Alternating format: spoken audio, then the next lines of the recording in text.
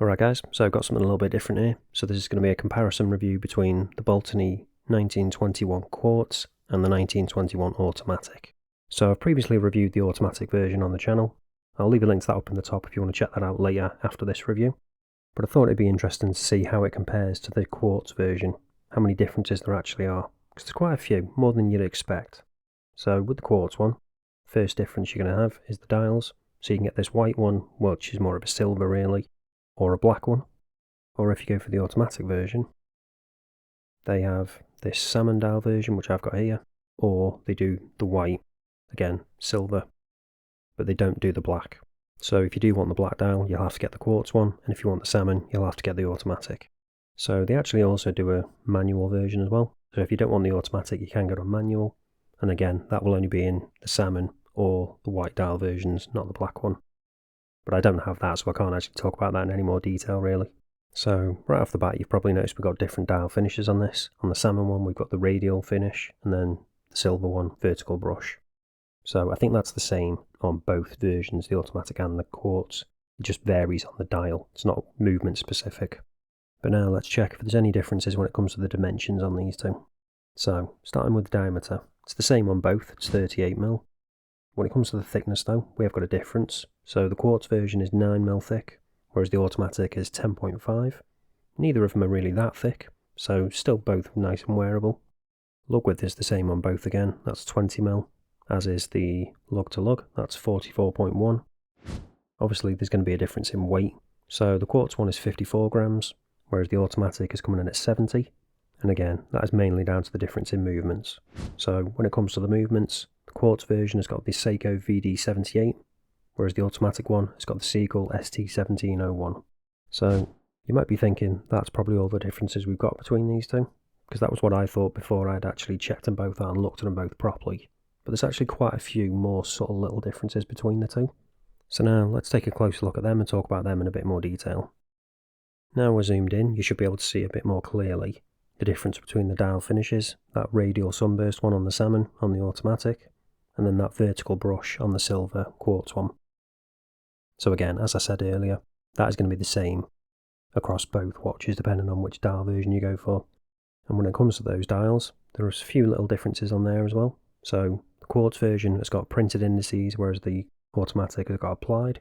And then they've both got that train track around the outside, which again is printed, as is the Baltany branding on both. When it comes to the sub-dials, although they both have them in the same position, they are slightly different on both, as you can probably see. But we'll take a closer look now and look at them in a bit more detail, starting with the Quartz version. So we've got that radial finish on it, and then just printed indices, no numbers at all.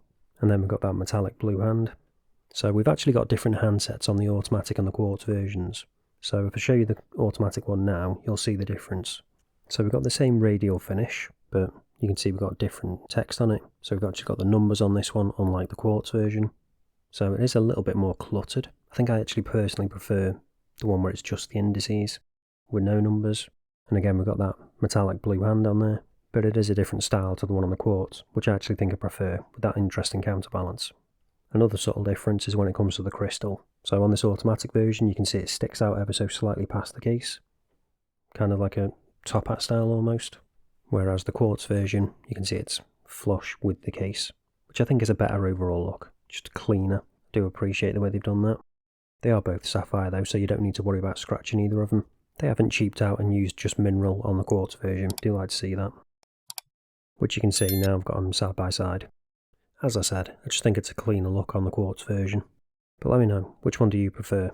Now flicking around to the back, let's talk about the case backs a bit. So initially they look pretty much identical. We've got that high polish finish which may gather scratches. Then we've got the Baltany branding in the centre, and then some specs around the outside.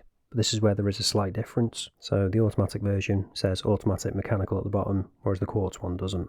And then they've both got 50m water resistance and, as we already said, sapphire crystal as well. When it comes to the straps on the two, they're fairly similar, but there are some little differences again. Starting with the one on the automatic. So that's actually got a slightly thicker, more padded strap, and you can see it actually tapers towards the edges as well. And the stitching's nicely done too. When it comes to the one on the Quartz, that's slightly different, so you can see we don't have a taper on the edge. It's got a flat edge. Again, nice stitching. It's a nice strap, it's just a slightly different one. Again, nice soft and supple. no break-in period.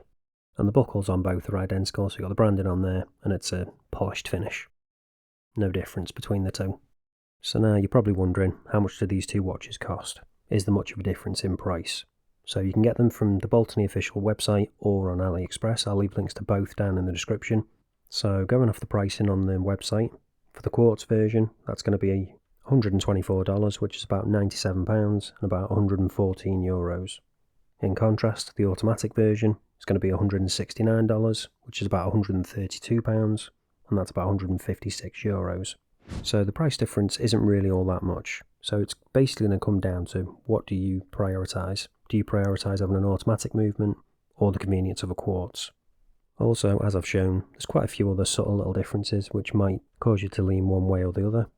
The biggest of which being, in my opinion, the applied indices, because I think that's the biggest differentiator between the two, apart from the movement. But obviously there's other subtle little things. As I said, the sub-dials are slightly different, got slightly different handsets on both, and ever so slightly different straps as well. And as I said right at the start, if you're after a particular colour, be it the salmon or the black, you're going to have to go for either quartz or automatic, because they don't do those colours in both. So all that's left to do now is show you what they're both like on wrist, so you can make up your mind which one you prefer and which one you want to go for, if you are interested and you're still watching at this point. So we'll start with the automatic version, and here's what it looks like on my 7-inch wrist. So it does wear really nicely. And again, with this tapered strap, which is quite padded, really comfortable. And despite it being slightly thicker than the Quartz version, it still wears really nicely, I think. Doesn't look too big. And you can see that crystal sticking out ever so slightly past the case as well now it's on wrist. I do like the applied indices and that sunburst dial, which plays with the light really nicely. But now I'll show you the Quartz one and see what that's like in comparison. And here it is. So again, looks really good. Does wear nicely, despite having the different strap, still wears quite well. Not quite as comfortable as the other one because of those flat edges. So if you wear it tighter, it might feel a little bit less comfortable, as I say. And you can see, with it being slightly thinner, just wears overall thinner, especially with that crystal just blending into the case. Definitely prefer the look of that, just a cleaner look. Same with that sub-dial, I definitely prefer the cleaner, less cluttered look on there. In terms of the difference with the handsets, I think the one on the automatic is a little bit more legible, but that might be because of the difference in the dial colour, so you've got the nice contrast. Perhaps that would be different if you go for the black dial option.